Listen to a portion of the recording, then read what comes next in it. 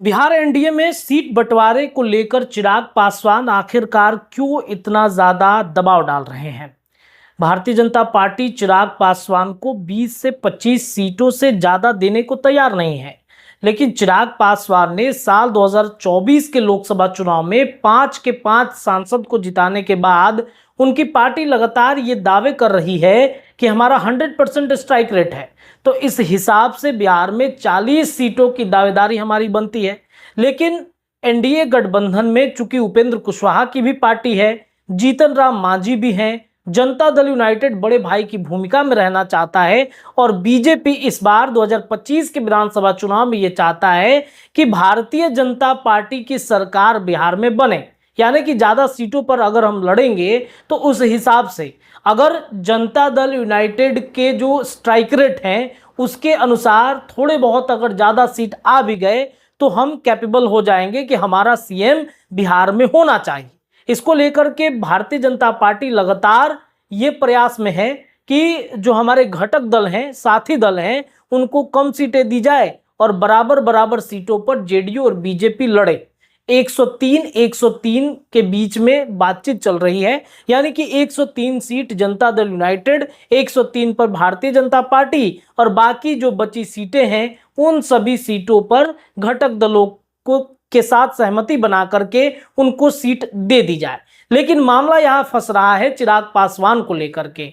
दरअसल चिराग पासवान का मसला सिर्फ सीट बंटवारे का ही नहीं है, बल्कि एक और मसला है जो उनकी मां रीना पासवान को लेकर के चल रहा है। दरअसल 2024 लोकसभा चुनाव में जब चिराग पासवान जीत कर आए थे 5 के 5 सांसद, तो चिराग पासवान चाहते थे कि हमारे 2 मंत्री बने, लेकिन चिराग पासवान को ही सिर्फ मंत्री बनाया गया। वो चाहते थे कि हमारे जीजा अरुण भारती को भी मंत्री बनाया जाए, लेकिन अरुण भारती को केंद्र में मंत्री नहीं बनाया गया, सिर्फ और सिर्फ चिराग पासवान को एक विभाग दिया गया। वहीं दूसरे तरफ अगर चला जाए तो राज्यसभा के लिए भी चिराग पासवान प्रयास कर रहे हैं कि हमारे परिवार के किसी सदस्य को बीजेपी राज्यसभा भेजे। पिछली बार भी खूब चर्चा हुई थी, उपेंद्र कुशवाहा और चिराग पासवान के बीच में जो कॉन्फ्लिक्ट था ये मचता हुआ दिख रहा था।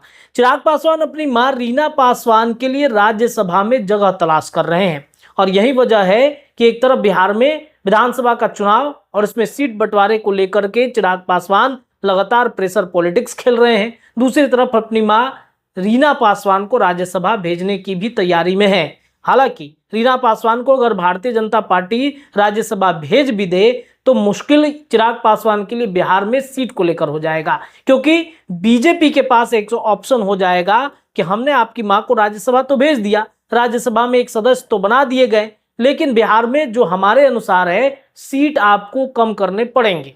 इस वजह से ये दोनों कहीं ना कहीं इस वक्त हॉट केक बने हुए हैं बिहार में। वहीं आपने कल सुना कि जीतन राम मांझी ने कैसे ये ऐलान कर दिया कि अगर 15 से 20 सीट हमें बिहार में विधानसभा चुनाव के दरमियान नहीं मिलता है तो फिर हमें मजबूरन 100 सीट पर बिहार में चुनाव अकेले लड़ना पड़ेगा। हालांकि उन्होंने ये नहीं कहा कि एनडीए गठबंधन से हम अलग हो जाएंगे। कुल मिलाजुलाकर यही है कि दोनों ही तरफ से एनडीए गठबंधन में प्रेशर डाला जा रहा है। ताजुब की बात यह है कि इन सब के बीच में उपेंद्र कुशवाहा कुछ बोलते हुए नजर नहीं आ रहा है। उपेंद्र कुशवाहा ने अभी तक अपना पत्ता नहीं खोला है। बीते दिनों एक प्रेस कॉन्फ्रेंस के दौरान जब उनसे यह सवाल किया जाता है कि आपके जो सीट बंटवारे के मसले हैं आपके पार्टी में, single digit Bharatiya Janata party अगर देगी तो क्या आप उसे एक्सेप्ट करेंगे? सिंगल डिजिट कहने का मतलब ये कि 1 से 9 के बीच में जो संख्या बल है उस संख्या के हिसाब से आपको सीट दी जाएगी। यानी कि उपेंद्र कुशवाहा को यह कहा जा रहा था कि भाई आपके पार्टी को बीजेपी संभावना यह है कि 5 से 6 सीटें ही देंगी, ज्यादा से ज्यादा बढ़ेगी तो 10 सीटों पर जाएगी। इस पर अभी तक उपेंद्र कुशवाहा ने कोई भी पत्ता अपना नहीं खोला है। तो एनडीए गठबंधन में ये तमाम मामले इस वक्त चल रहे हैं और चिराग पासवान बिहार में हॉट केक बनते हुए दिख रहे हैं।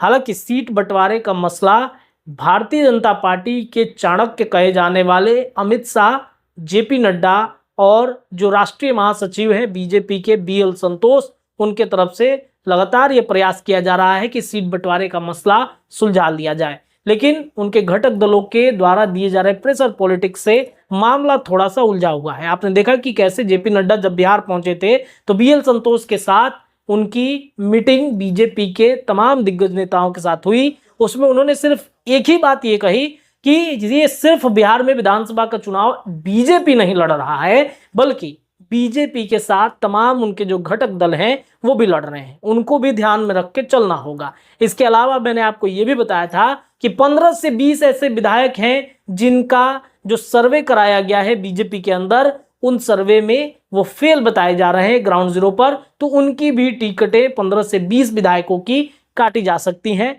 और उन विधायकों में पुराने विधायक हो सकते हैं, उन विधायकों में वैसे विधायक हो सकते हैं जो सिर्फ और सिर्फ पटना के सरकारी आवास में बैठ के मीडियाबाजी करते हैं। क्षेत्र में उनकी पकड़ बहुत कमजोर है और इससे बीजेपी का ग्राफ लगातार गिर रहा है। तो ऐसे में उन विधायकों को चिन्हित करने के लिए भी अमित शाह ने जेपी नड्डा से कहा और जेपी नड्डा ने पटना में आकर जो बीजेपी के प्रदेश अध्यक्ष हैं, डिप्टी सीएम सम्राट चौधरी हैं, उनके तक ये बातें रखी गई हैं। 15 से 20 विधायकों का टिकट लगभग काटना तय माना जा रहा है। लेकिन चिराग पासवान के मसले को कैसे सुलझाएगी बीजेपी, ये आने वाला वक्त में आपको पता चलेगा। फिलहाल के लिए इतना ही। ये रिपोर्ट आपको कैसी लगी जरूर बताइएगा। जुड़े अपने चैनल के साथ। बहुत बहुत शुक्रिया।